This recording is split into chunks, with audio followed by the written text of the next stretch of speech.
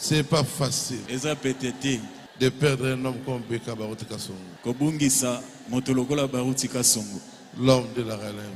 moto oyo akobaki na mosala. Dieu a donné, Nzambe apesi. Dieu a répondu. Depuis le décès du patriarche Léonard Baruti Kasongo, le 1er janvier 2024, la figure de Carlos Baruti s'est imposée non seulement comme pasteur de Baruti Tabernacle, mais surtout comme administrateur général de l'Assemblée chrétienne du message du temps de la fin, ACMTF. C'est précisément à ce niveau, celui de la gouvernance élargie, que les plus fortes résistances se sont manifestées. Si l'héritage spirituel transmis par son père semblait indiscutable, l'exercice de l'autorité administrative sur un ensemble d'églises autonomes, elles-mêmes dirigées par des anciens influents, a ouvert une véritable zone de tension. Au fil des mois, plusieurs responsables des églises affiliées à la CMTF ont exprimé ouvertement leur malaise et leur désaccord. Le 3 janvier 2025, une démission marquante, celle du pasteur associé Paul Ndembo, sert de révélateur. Au-delà d'un simple départ pastoral, son acte devient symbole d'un rejet plus profond d'une partie des déstabilisations.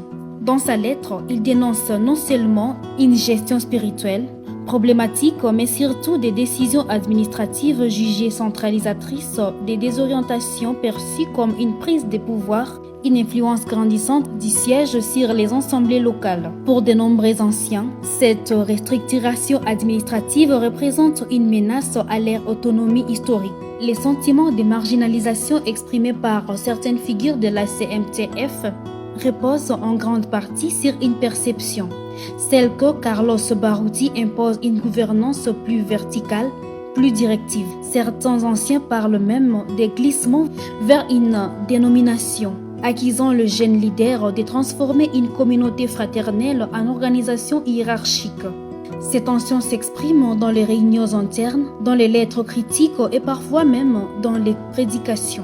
Le rejet dont il fait l'objet ne provient donc pas uniquement des Baruti Tabernacle qui l'a accepté avec joie et honneur, mais bien d'un réseau élargi d'anciens qui craignent la consolidation du pouvoir entre les mains d'un seul homme. Face à ces critiques, Carlos Baruti tente pourtant de monter une direction claire pour l'ensemble de la CMTF.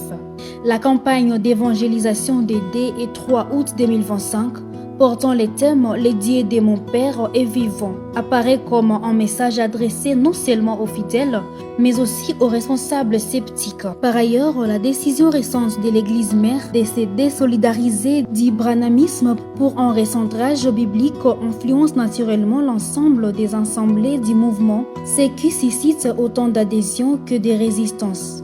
Certains y voient un renouveau nécessaire, d'autres une rupture avec les fondements posés par la génération précédente. Dans ce contexte, la question d'un leader rejeté par ce père prend toute son ampleur.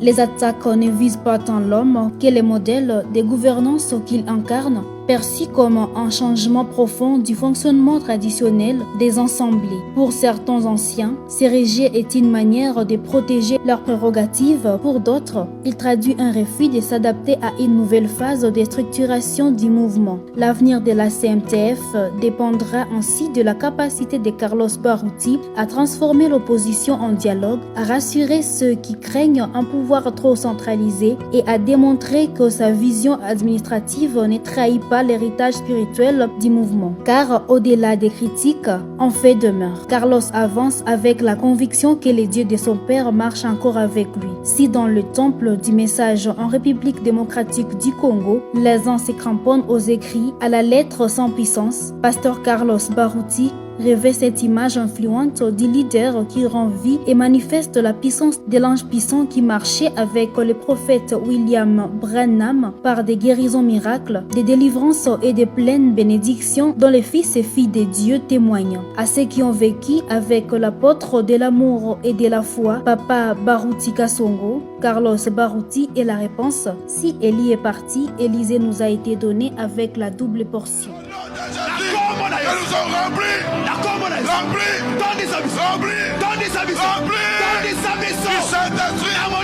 nom de Jésus.